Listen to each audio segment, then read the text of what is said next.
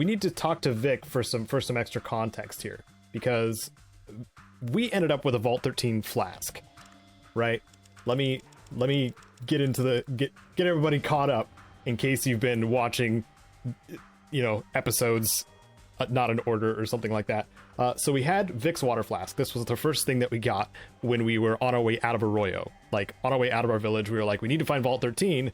Here's our clue. Vic's water flask. Well, we discovered Vic was missing when we got to Klamath, and we found out that he was being held by the slavers in the den. So we saved him in the den, and then he said that there is someone he knows that he got the water flask from. And this is all in the ultimate goal of getting the Gek from Vault 13, because we're under the impression that it's still there. And we can find Vault 13 if we follow these breadcrumbs. So, we're going to ask Vic about said breadcrumbs right now. I need to ask you something. Where was your friend Ed again? Vic says he should be around here somewhere. Okay. And that's it. So he got his Vault 13 flasks from a trader named Ed. And this is Ed, I think. You see a gap-toothed man in a dirty blue shirt. He smells strongly of Brahmin. He says, well, hello there, stranger. I'm Ed, the local Brahmin dealer. Help you with something? And then I can come right out and say, my friend Vic here says he bought a water flask from you. He says, yeah, I remember. It's been a long time, Vic. A water flask, huh? What about it? Can you tell me where the flask came from? Ed says, you know, I can't quite recall. Had a bunch of them for a long time. I think I picked them up during one of my Brahmin drives. Didn't need them much when I settled down. Brahmin drives. Ed says, when I was a lot younger, I used to drive Brahmin through the big circle. Broken Hills, New Reno, Redding, the Den, Modoc, then back here. It just got too dangerous after a while, so I settled here. Where are these places? He says, let me mark it on your map. See, Broken Hills is south. Bear west on the trail from there, and you'll hit Reno. Southwest of Reno is Redding. Then it's north to the Den, east to Modoc, and then east to here, Vault City. Do you have any idea where you got the flask from? Ed says, sorry, I can't remember exactly. It was a long time ago.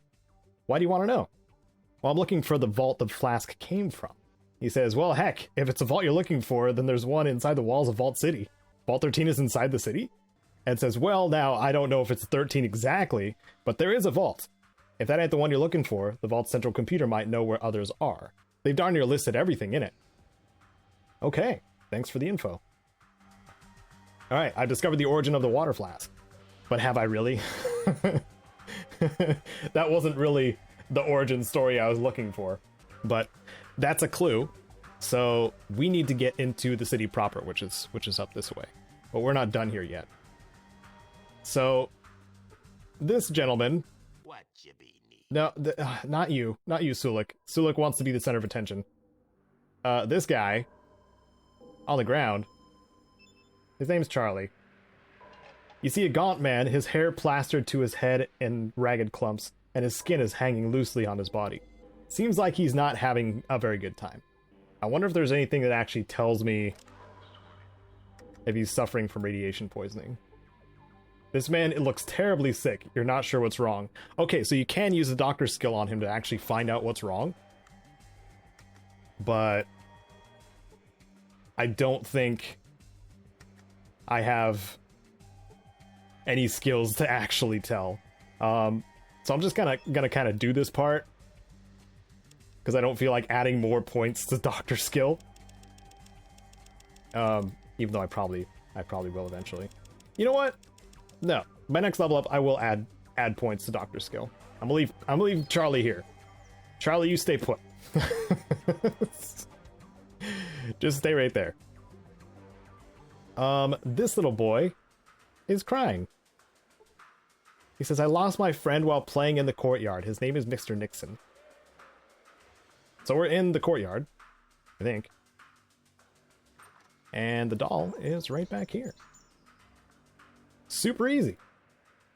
Look at that. Here's a little boy. He says, I lost Mr. Nixon. I don't know where I left him. So I can be an evil person and rip the head off the doll. But that would be mean. So I can say, this him? He was looking around for you too. He says, you found him. You found Mr. Nixon. I sure did. He didn't go far. Now keep an eye on him from now on, okay? Okay, I returned Nixon to Curtis, and now they have this little conversation where they lead on to or give me a little clue to something nearby that's hidden. But you gotta wait until the tea time is over. He says, "Thank you, Mr. Nixon. Do you want to go dig up Daddy's wrench?" "No, Mr. Nixon. Daddy will be bad we buried it. But it's buried on the rocks." Whoa. Okay, now the dialogue's going crazy. Okay, well, it told us, but it went by really fast. So I'm gonna go ahead and find the wrench under the rocks. Typical wrench used by mechanics. Nice. Okay, so now all we need to do is find a tool. Only citizens would let him go. Okay, what's this lady up to? She says, "What do you want? You alright? You look upset." She says, it's my husband, Joshua. He got into some trouble in the bar. He accidentally struck a citizen and was arrested. He didn't mean to, but he had been drinking and arrested. Where is he now? She says, "Inside the city, in the servant allocation center. They said he could work off his prison sentence as a servant, but that'll take years. What can be done?" She says, "I don't have much money left, and we'll have to leave soon if we can't afford to pay the guards for protection. They said if we want to stay with Joshua, then he could make us servants too." I'm playing the ignorant tribal here, just for a heads up. I'm not familiar with how the servants work in this place, so that sounds like a solution. They treat servants pretty well in Vault City, don't they? She says, "I don't want my son to be raised as a slave. We come to Vault City because we heard it's a free city. But we get here, there's all these laws and payments to guards, and it's nothing like we were told. Let me see what I can do, okay? Maybe I can talk to someone at the servant allocation center." She says, "The man in charge is Barkus, Officer Barkus. I couldn't even get inside the city to see him. I don't even know if Joshua's alright. Don't worry. I'll see what I can do." What is her name? A tired-looking woman. She looks like she's been crying. And her name is... a tired-looking woman who looks like she's been crying. Man, I would love to get a name. Okay. We've got this gentleman up here, who's probably got something going on. "Hello, you." He says, "I don't think I've seen you around here before, stranger. The name's Smith. Help you with something? Can you tell me about Vault City?" He says, "Well, what you see here ain't really Vault City. You're actually standing in the city's courtyard." "Why aren't you in the city?" Smith says, "Me and my family aren't the kind of people they let in there, so we live here under their protection." "Why aren't you allowed to live in the city?" He says, "Well, we're from the wasteland, like yourself, so all we can get is protection from Vault City." "What kind of protection?" He says, "They keep us safe from the outside, but it costs me and my wife quite a lot. And without a plow, well, making ends meet is difficult." "Can I help you with the plow?" He says, "You'd help people like us? We can't offer much, but we sure would appreciate it." I could say, "No problem, I'd like to help." Smith says, "Thank you kindly, stranger. Do you know where I can find the plow?" "There's one over near the guns and ammo store. Harry might be selling it." "Alright, I'll go look into it." Okay. So we can get a plow for Smith. Let's go to the clinic over here. See what's going on in said clinic. I think we can repair the auto dock. See, an ancient looking auto dock. It is clicking and whirring unhealthily, and a great deal of heat is emanating from it. Oh. Do I even have a decent lockpick? No. Dang it. Okay, let's talk to the doctor. Dr. Andrew. He says, "You here to get patched up? What is this place?" He says, "This here is the common body shop for Vault City. Me and the old doctor in the back patch up whoever needs some attention." "Old doctor?"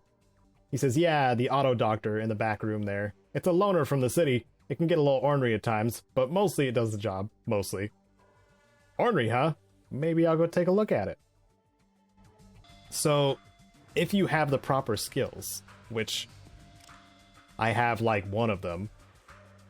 I don't even know if 54 speech is gonna do it. I could probably get Vic to repair the machine? Yeah. Examine the auto dock, but you can't seem to figure out the problem. Try it again. There we go. The damage wasn't as bad as it seemed. Some interior cables needed to be replaced and the diagnostic board cleaned. No problem. You gain 100 experience points. I still got XP. Let's see where we're at karma-wise. Only 264. Okay. What is this place again? Old doctor. And I can tell him I helped him out. I say, yeah, I replaced some of the cables and cleaned out the interior. It shouldn't give you much more trouble. He says, well, thank you very much. That was decent of you to volunteer to fix that. Any chance I get some sort of discount? He says, heck no. I didn't ask you to fix it, so you don't get jack. I wouldn't push your luck as long as the guards are in earshot. Well then, you're welcome. Nothing today. Okay. So I have a feeling that he gets a little bit of special treatment of some kind. Okay, so this is, I believe this is one of the first shops where there's multiple tables to check, which means multiple inventories. Never mind. Nope. Forget what I said. I was completely wrong. Yeah, I was completely wrong. It starts in the NCR, I guess. I think anyway. I could be wrong there too. I don't know. Caedo's so wrong right now. This is a short, jovial man. He says, well, hello there. What can I do for you? You still selling that plow out there? He says, well, yes, I am. I'll let it go for, say, 800. I'll give you 600 for it. He says, sorry, friend, it's going to cost you 800. All right, it's a deal. I'll take it. He says, it's yours, pockets the money. You just going to take it, or do you need it delivered somewhere? Drop it off with the smiths. He says, not a problem. I'll have it dropped off right now. All right. Thank you, Harry. Okay, I looked at metal armor. Couldn't afford it because I spent money on the smiths instead to up that karma a little bit because our karma is sitting at 264 right now. Let's talk to Smith, get our reward, which is a warm, fuzzy feeling and some experience. He says, thank you kindly. Here's a little something my pa gave me before he left this world. With the guards protecting us, we don't need it, but you might be able to make some use of it. Thanks very much. This will come in handy. Take care. Oh yeah, does he give us the, Oh, he gave us a Desert Eagle. Nice. Well, that works out then. Because then I can talk to Vic and give him a Desert Eagle. Very nice. Gonna have to check and see if... Oh, he's still using the assault rifle, though. He's gonna use up all that ammo first. And then he'll whip out the Desert Eagle and pistol whip some people. That'll be fun. Okay, I think that's everything here so far. Yeah. So now we need to head up to the city proper. See the rest of Vault City. Oh, man, this looks so much cleaner. It's so much nicer. Stone walkways and everything. So, if I talk to the guards... He says, stop right there, friend. No one is allowed past this point without proper authorization.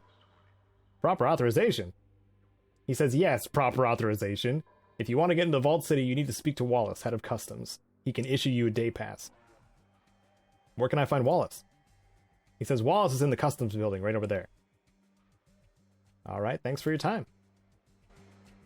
Alright, so there's a few tricks you can do here. First is taking your armor off to expose that you have a Vault 13 jumpsuit. If you have a Vault jumpsuit, they'll notice immediately and then be like, hey, take this day pass, go talk to the first citizen. So let's go talk to Wallace. He says, what? Why, you're wearing an original Vault suit. And I reply, yes, I am. And you won't believe what I had to go through to get the dang thing. He says, here, take a day pass and go speak to our first citizen. I'm sure she will have many questions for you. Thanks. I think I have some questions for her. Okay. So if I talk to this guy, he says, you again, what do you want? I'd like to get inside the city. He says, well, you could see my boss Wallace and try to get permission to get inside, but you'd be wasting your time. He never lets anybody in. Of course, there is other ways. What other ways? If you got the cash, then I'll go into detail. Otherwise, I've got the money. What are you selling? This is Assistant Skeeve, by the way. He's very skeevy. He says, for $200, I can make you a full-fledged citizen. You'll have free passage through the gate, no hassles. I can print out the papers, register your serial number, and have you on your way in 5 minutes. Well, 200's pretty steep. I only got 150 on me. He says, 200 to nothing, outsider. It's the only way you're going to get inside the gate. Alright, I'll take the citizenship papers then. Alright, they're all done printing. Here you are, citizen. And don't tell anyone about this, especially Wallace, alright? And what if I do? I could tell him right now that you're selling fake citizenship papers. He says, what the? Nobody's gonna believe you, outsider. It'll be your word over mine. I sure hope so. I can be pretty persuasive. He says, ha! I'd like to see you try. Wallace will never believe you. Then we're playing a chess match right now. Oh, I think he will once Wallace sees the fake citizenship papers you gave me. Of course, if you happen to have some cash on you, it can be our little secret. He says, why, you dirty... Careful. I'd watch your tongue if I were you. He says, all right, I've got a little cash stashed away. Here, take it. $300. Now you gonna keep quiet? As far as you know. See ya. So I paid him $200 for the false papers, which are right here. And then I weaseled $300 out of him, which was pretty great. So it might get a little wonky from here on in, because I have a day pass and citizenship papers, false citizenship papers. So what I'm gonna do first is put my contraband on Sulik. Because they won't let you come in if you've got chems or alcohol on you. I think the Rat-Away is fine. I think the Rat-Away and the stim packs are fine. So let's talk to this man.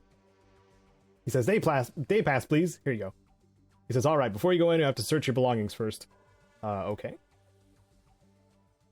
He says, all right, looks like you're clean. You can head on in. Thanks.